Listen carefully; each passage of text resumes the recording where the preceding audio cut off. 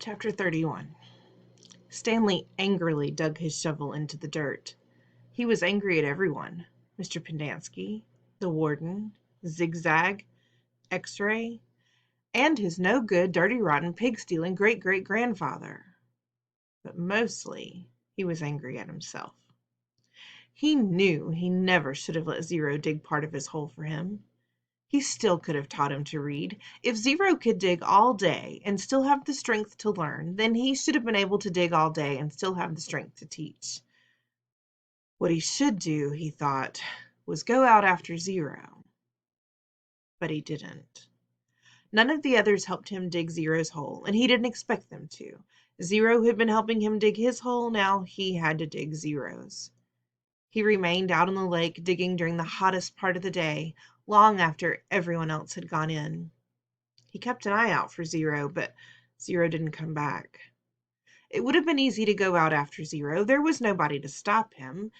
He kept thinking that's what he should do. Maybe they could climb to the top of Big Thumb, if it wasn't too far away. And if it was really the same place where his great-grandfather found refuge. And if, after 100 years or so, water was still there. It didn't seem likely, not when an entire lake had gone dry. And even if they did find refuge on Big Thumb, he thought, they'd still have to come back here, eventually. Then they'd both have to face the warden and her rattlesnake fingers. Instead, he came up with a better idea, although he didn't have it quite all figured out yet. He thought that maybe he could make a deal with the warden. He'd tell her where he really found the gold tube if she wouldn't scratch Zero. He wasn't sure how he'd make this deal without getting himself in deeper trouble. She might just say, "Tell me where you found it or I'll scratch you too." Plus, it would mean X-Ray would get in trouble too, and she'd probably scratch him up as well. X-Ray would be out to get him for the next 16 months. He dug his shovel into the dirt. By the next morning, Zero still hadn't returned. Stanley saw one of the counselors sitting guard by the water spigot outside the shower wall. Mr. Pendanski had 2 black eyes and a bandage over his nose. "I always knew he was stupid," Stanley heard him say. Stanley was required to dig only one hole the next day. As he dug, he kept a constant watch out for Zero, but never saw him. Once again, he considered going out on the lake to look for him, but he began to realize that it was already too late. His only hope was that Zero had found God's thumb on his own. It wasn't impossible. His great-grandfather had found it. For some reason, his great-grandfather had felt the urge to climb to the top of that mountain. Maybe Zero would feel the same urge. If it was the same mountain. If water was still there. He tried to convince himself it wasn't impossible. There had been a storm just a few days ago. Maybe Big Thumb was actually some kind of natural water tower that caught and stored the rain. It wasn't impossible. He returned to his tent to find the warden, Mr. Sir, and Mr. Pendanski all waiting for him. "Have you seen Zero?" the warden asked him. "No." "No sign of him at all?" "No." "Do you have any idea where he went?" "No." "You know you're not doing him any favors if you're lying," said Mr. Sir. "He can't survive out there for more than a day or 2. "I don't know where he is." All 3 stared at Stanley as if they were trying to figure out if he was telling the truth. Mr. Pendanski's face was so swollen he could barely open his eyes. They were just slits. "You sure he has no family?" the warden asked Mr. Pendanski. "He's a ward of the state," Mr. Pendanski told her. "He was living on the streets when he was arrested." "Is there anyone who might ask questions? Some social worker who took an interest in him?" "He had nobody," said Mr. Pendanski. "He was nobody." The warden thought a moment. "Okay. I want you to destroy all of his records." Mr. Pendanski nodded. "He was never here," said the warden. Mr. Sir nodded. "Can you get into the state files from our computer?" she asked Mr. Pendanski. "I don't want anyone in the AG's office to know he was here."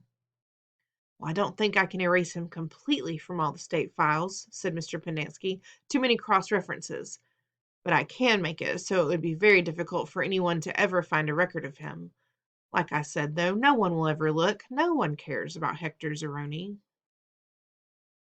Good, said the warden. Chapter 32. 2 days later, a new kid was assigned to Group D. His name was Brian, but X-Ray called him Twitch because he was always fidgeting. Twitch was assigned Zero's bed and Zero's crate. Vacancies don't last long at Camp Green Lake.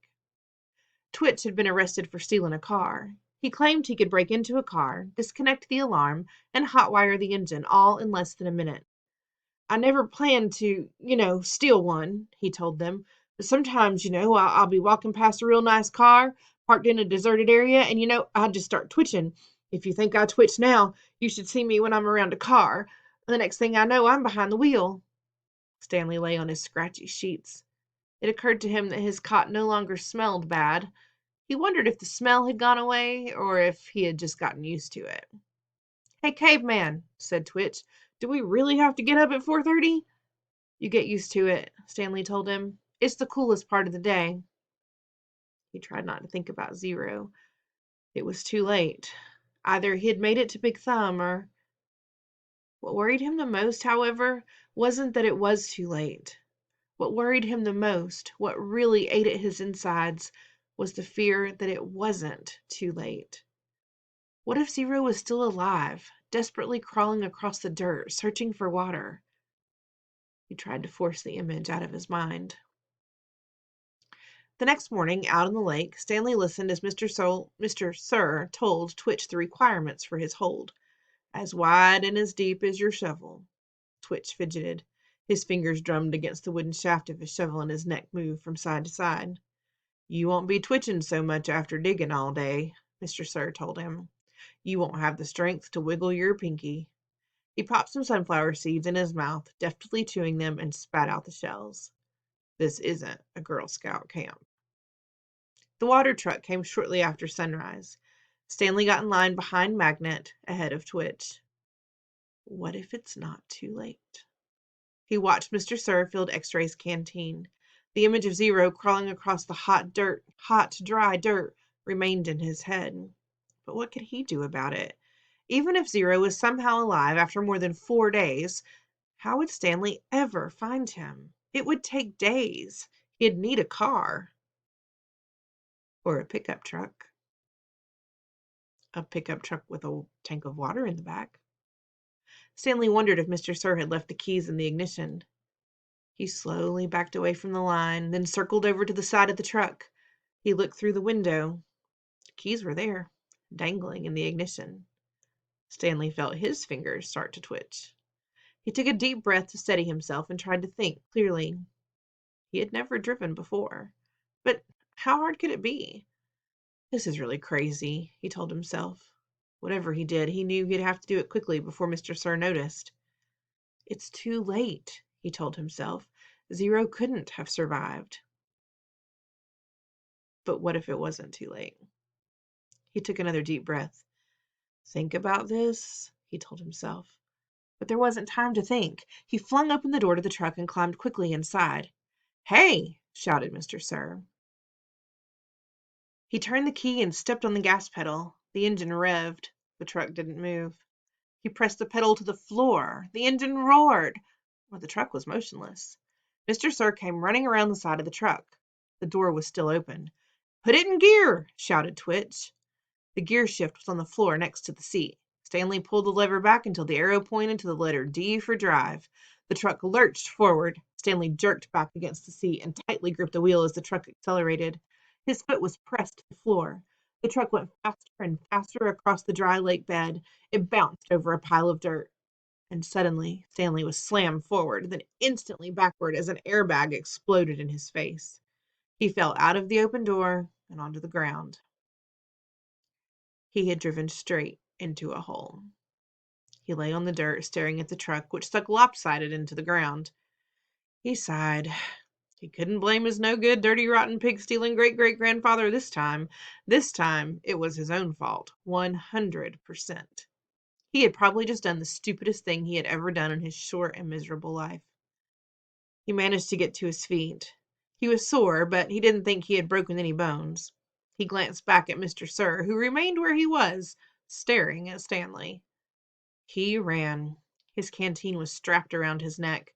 It banged against his chest as he ran, and every time it hit against him, it reminded him that it was empty, empty, empty.